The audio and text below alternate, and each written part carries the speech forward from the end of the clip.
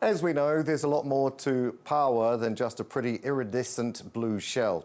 There's now Pāua beer, Pāua canapes, and abalone salami with the versatile shellfish. This week, Auckland University of Technology is hosting the 11th annual International Abalone Symposium, bringing together more than 200 delegates from around 15 countries to discuss the beautiful Pāua. AUT Professor of Marine Ecology and Aquaculture, Andrea Alfaro, is with us now. Tēnā koe, Professor Alfaro. Thank you for joining us. Kia ora. Nice to see you, Neil. Thank you for having me. It's an absolute pleasure. Now, this is an interesting topic, right? Talk us through Pāua beer. Is the process any different from regular beer? What's the taste profile of Pāua beer? The process is the same as you would any beer, except that this one has a little bit of Pāua in it. The whole fermentation process means that any organisms that might think of harmful are killed. So it's just a little sea flavor, really. The students at AUT have put together, from the School of Science, the aquaculture students, together with the seafood and food science students, got together and decided that this would be a project that they could contribute to the symposium with. So it also has a little bit of chili, some of it. There's a stout that is really good, and an APA that has a little lime in it as well. Is there a higher content of alcohol because of the Pāua? It's the same?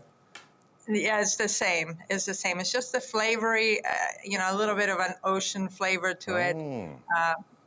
And we did a survey. Half the people seem to like the stout, half the people seem to like the APA. So I think it's 100% success. And some people don't know the difference. Hey, look, how about the salami and canapes? Easy to create, not more complicated because of where it comes from? Yeah, so we've been very lucky that we've had a lot of sponsorship from across the seafood sector. Anybody working with Pāua has been, keen to help. And one of the companies is New Fish that actually developed this little salami. It's really good. It's a saucijon, they call it, and I think they flambéed it, and people had it with a little bit of bread. We also have here at AUT an amazing culinary team, some chefs, award-winning chefs, and they decided last November that they would venture into creating 3 different canapes that then were served at the Mix and Mingle. They were fantastic. I've never tasted Pāua that's been so tender and just beautiful, beautiful. Right. So you need to stop talking about that tasting right now because we're a little bit hungry. Now, what are plans? What plans do you have to promote and market these products? I guess this conference is part of that. I think the conference really is a multidisciplinary approach. So we have scientists working on various aspects of climate change, reproduction, growth, fisheries, aquaculture, as well as the cultural aspects, indigenous views on Pāua, which is really important. And we are also hosting people from the First Nations of North America, South America. So it's been a really multi-pronged approach, as well as promoting New Zealand industries that are associated with Pāua. Okay. Well, we know that there are 54, I believe, abalone species in the world. What makes New Zealand so different when they come from our waters, besides the fact they come from our waters? Okay, well, in my opinion, it has the most beautiful shell of any other species in the world. It's marketed in Asia as the culmination of the coloration, that iridescent that you mentioned earlier. But also, we have a really strong fisheries here.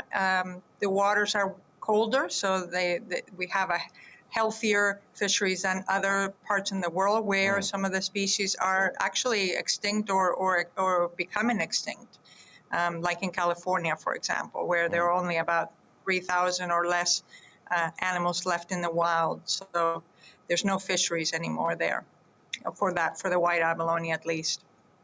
And so how important then is Pāua as an export from Aotearoa and all its wonderful? Yes, it's not one of our 3 top productions, but it's a good 50 million or so in terms of revenue, and I think it's a very special species that is thought to be, at the top, especially in China.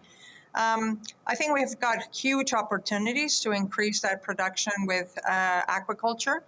There are at least a couple of farms here in New Zealand that are producing abalone, and hopefully we'll see an increase in that production, and we can, make more a bigger market for ourselves. Okay. Now, you're one of only 2 aquanauts in the country. Please explain in layman's terms what this means.